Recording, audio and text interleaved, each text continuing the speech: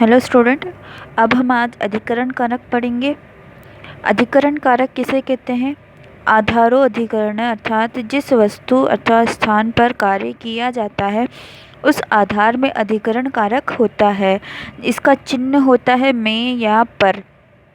ध्यान रखे जाने योग्य ये है कि अधिकरण क्रिया का साक्षात आधार नहीं होता है, वह तो कर्ता अर्थात कर्म का आधार होता है। क्रियाकर्ता अथवा कर्म में रहती है। अधिकरण 3 प्रकार का होता है: उपसंश्लेष मूलक आधार और वैषयिक आधार, अभिव्यापक आधार। उपेक्षलेश मूलक आधार का अर्थ है संयोगित योगादि संबंध, जैसे मोहन आसादिक्यो आस्तो। मोहन कुर्सी पर बैठा है, यहाँ पर मोहन करता है, उसे बैठने की क्रिया की है। मोहन का आधार है कुर्सी, इसे जिसके साथ मोहन का संयोग संबंध है, अतः कुर्सी औपसंश्लेषिक आधार है। इसी प्रकार यति वेन वस्ति में वन उपसंश्लेषक मूलक आधार है, यानी कि जो आधार होगा उस आधार में कौन सी विभक्ति आएगी? अधिकरण कारक। और इसमें कौन सी विभक्ति होती है? सप्तमी विभक्ति। यानी कि जो किसी वस्तु का आधार होगा उस आधार में आपको कौन सी विभक्ति लगानी है? सप्तमी विभक्ति लगानी है। जैसे कि यहाँ पे लिखा था कि मोहन आसिद्ध्याम आस्ते, यानी कि आसन पर बैठता है, तो आधार क्या हो गया? आसन। तो आसन में सप्तमी विभक्ति आएगी। जिस आधार पर कोई वस्तु समस्त अवयवों का लीन होकर रहती है उस आधार अभिव्यापक आधार, वह आधार अभिव्यापक आधार कहलाता है। आप लोगों को तो सिर्फ इतना ध्यान रखना है कि आधार में कौन सी विभक्ति आती है? सप्तमी विभक्ति आती है। सर्वस्मिन् आत्मया अस्ति, आत्मना समस्त प्राणियों में रहती है, अतः सर्व शब्द में अभिव्यापक आधार है, अतः सर्व शब्द में सप्तमी विभक्ति हुई है। वाक्य में अधिकरण कारक में सप्तमी विभक्ति का प्रयोग विभक्ति द्वारा व्यक्त किया गया है। जैसे ग्रामेषु जनः निवसति, तो निवास कहाँ करते हैं? गांव में लोग रहते हैं, तो में आधार क्या हो गया? गांव। तो गांव में कौन सी विभक्ति आ जाएगी? सप्तमी विभक्ति। छात्र विद्यालय पठयति, यानी कि छात्र विद्यालय में पढ़ते हैं, तो में किसके पीछे आ रहा है? विद्यालय के पीछे, और आधार क्या हो गया यहाँ पे?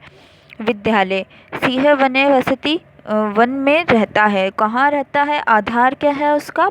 वन। सिंह वनेषु गृह्यति, वन में गृहस्थ है, तो आधार क्या हो गया? वन। तो इस तरह से इसमें सप्तमी विभक्ति आ जाएगी। गंगायाम जले वर्तते, गंगा में जल है, तो यहाँ पे गंगा में जल है, तो गंगा में कौन सी जलम में कौन सी विभक्ति आ जाएगी?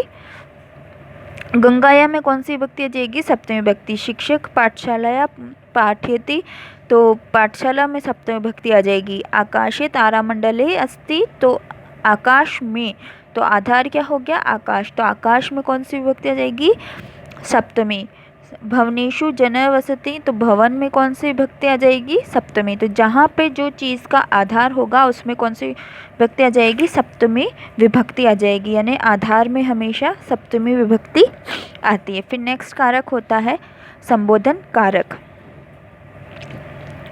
जिसको पुकारा जाता है, जिसमें संबोधन कारक होता है, यानी कि हम ऐसे चिन्ह भी लगाते हैं, यह होता है संबोधन का चिन्ह। तो ये जहाँ होगा उसमें कौन सी विभक्ति हो जाएगी? संबोधन। संबोधन कारक में प्राय प्रथमा विभक्ति होती है। संबोधन में के कारक चिन्ह है बो, अरे, हे आदि है। ये कहीं ये छिपे होते हैं और कहीं पर ये लिखे सामने ही होते हैं।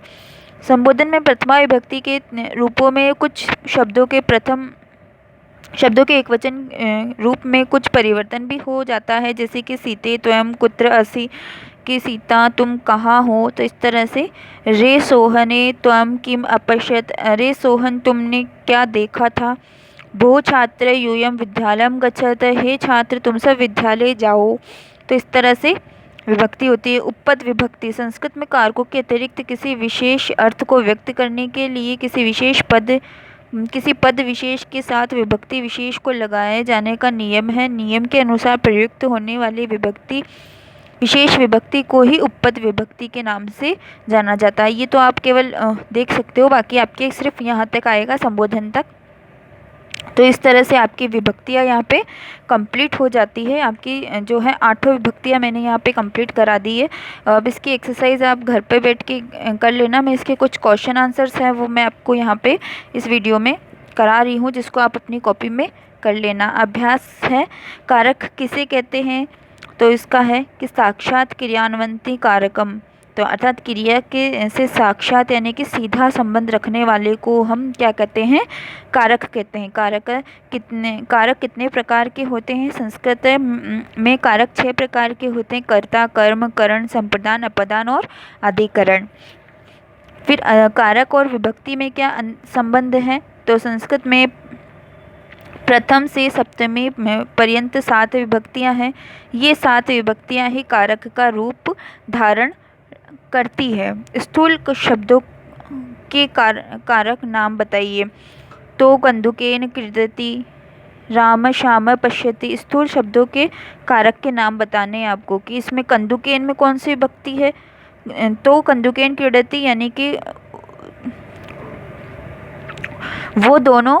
तो किसके लिए आता है? स तत्शब्द में आता है तो, और 2 जनों के लिए आता है, द्विवचन के लिए आता है। तो वह दोनों कंदुकेन यानी कि फुटबॉल से खेलते हैं या गेंद से खेलते हैं। तो यहाँ पे क्या हो जाएगा? कर्ण कारक से आ रहा है कारक चिन्ह। तो कारक चिन्ह किसका होता है? से, कर्ण का होता है। तो यहाँ पे क्या हो जाएगी? तृतीय विभक्ति। राम श्याम पश्यति, राम शाम को देखता है। तो शाम को, कर्म क्या है उसका? देखने का। किसको देख रहा है वो? शाम को। तो शाम में कौन सी विभक्ति आ जाएगी? द्वितीय विभक्ति। कर्म की कौन सी विभक्ति होती है? द्वितीय। यहाँ पे देखो म लगा हुआ है ऊपर, तो भी पता चल रहा है कि इसमें द्वितीय विभक्ति है। जिसमें म लगा होगा उसमें द्वितीय विभक्ति होगी। फिर इसमें आ जाता है मोहनेन ग्रंथ पठेति। मोहन जो है वह ग्रंथ को पढ़ता है। तो ग्रंथ को करता, तो यहाँ पे मोहनेन में कौन सी आ जाएगी? ग्रंथ पठेति यानी, तो मोहन में कौन सी विभक्ति आ जाएगी इसमें? तृतीय। यज्ञदत्त देवदत्त शत जयति। यज्ञदत्त और देवदत्त जो है 100 वर्षों तक जीते हैं। तो ये हो जाएगा इसमें कर्म। विप्राय गा ददाति, ब्राह्मण को गाय देता है। तो देने की क्रिया हो रही है, दे रहा है वो। तो संप्रदान चतुर्थी विभक्ति आ जाएगी। रमेश विद्यालय स्वगृहयति यानी कि रमेश विद्यालय से अपने घर आता है। विद्यालय से, तो अलग कहाँ से हो रहा है वो? विद्यालय से। तो यहाँ पे कौन सी विभक्ति हो जाएगी? पंचमा विभक्ति। और कारक हो जाएगा अपदान कारक। कारकों को किन किन विभक्तियों द्वारा व्यक्त किया जाता है? तो ये जो विभक्तियां हैं वो ये कारक हैं और ये इनके कारक चिन्ह है। प्रथमा विभक्ति कर्ता कारक ने, द्वितीय विभक्ति कर्म कारक को, तृतीय विभक्ति करण कारक से या के द्वारा, चतुर्थी विभक्ति संप्रदान कारक के लिए, पंचमी विभक्ति अप्रदान कारक से या अलग होने से अर्थ में, षष्ठी विभक्ति संबंध कारक का, के, की, रा, रे, री, नाने, नी, संबंध अधिकरण में, पर, ऊपर, संबोधन और हे, अरे, ओ। संबंध और संबोधन कारक क्यों नहीं है? क्रिया में साक्षात संबंध रखने वाले विभक्ति युक्त पदों का कारक होता है, अर्थात संबंध एवं संबोधन कारक का क्रिया से सीधा संबंध नहीं होने के कारण इन्हें कारक नहीं माना जाता है। संबोधन में प्रथमा विभक्ति के शब्दों का ही प्रयोग होता है, यानी कि संबंध जो कारक होता है उसमें प्रथमा विभक्ति की ही शब्द का प्रयोग किया जाता है। तो इस तरह से यहाँ पे मैंने इसके क्वेश्चन आंसर्स आपको कंप्लीट करवा रही हूँ। किन्हीं 2 कारकों को परिभाषित कीजिए और उनका एक एक उदाहरण देकर के वाक्य में उनकी पुष्टि कीजिए। कर्ता, कर्म, कारण, अप्रदान या अधिकरण। इसमें से आप किन्हीं के भी 2 दे सकते हो। तो साधकम कर्णम, तो हम पहले करण कारक का लेते हैं, अर्थात क्रिया की सिद्धि में अत्यंत सहायक वस्तु या साधन को हम क्या कहते हैं? कर्ण कारक कहते हैं। इसका उदाहरण में है रजक दंडेन कुक्करं ताड़यति, यानी कि धोबी जो है वह डंडे से कुत्ते को मारता है। तो से किसके पीछे आ रहा है? डंडे के पीछे, तो डंडेन में क्या हो जाएगी? कर्ण, कर्ण हो जाएगा। ये क्या हो जाएगी? तृतीय विभक्ति हो जाएगी। फिर ध्रुवम, फिर एक दूसरा हो जाएगा ध्रुवम पादानाम, अर्थात जिस पुरुष, स्थान या वस्तु से अलगाव होता है उसमें अपदान होता है, यानी पृथक होता है, तो उसमें कौन सी विभक्ति होती है? पंचमी। बालक गृहात् गच्छति, बालक घर से जाता है, तो घर से यानी अलग कहाँ से हो रहा है? घर से, तो घर में कौन सी विभक्ति आ जाएगी? पंचमी। फिर इस तरह से कर दिया।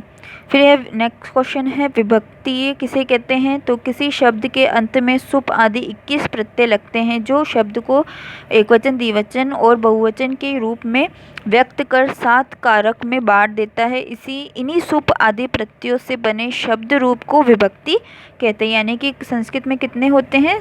21 प्रत्यय होते हैं, सुप प्रत्यय, और उनको उन्हीं के कारण जो होता है एकवचन, द्विवचन और बहुवचन बनता है। और इन्हीं सुप प्रत्ययों से जो है शब्द रूप बनते हैं, जिनको हम क्या कहते हैं? विभक्ति कहते हैं। विभक्ति के कितने भेद होते हैं? नामोल्लिखित कीजिए। संस्कृत में 7 विभक्तियां होती है, प्रथमा, द्वितीया, चतुर्थी, पंचमी, षष्ठी और सप्तमी। कुछ लोग संबोधन की गणना भी विभक्ति में करते हुए 8वीं विभक्ति मानते हैं कि तो संबोधन प्रथमा विभक्ति का ही रूप होता है, इसलिए उसे विभक्ति नहीं माना जाता है। संबोधन के चिन्ह होते हैं ए, अरे, ओ आदि। फिर होते कारक विभक्ति का उदाहरण स्पष्ट कीजिए। संस्कृत में प्रथमा से सप्तमी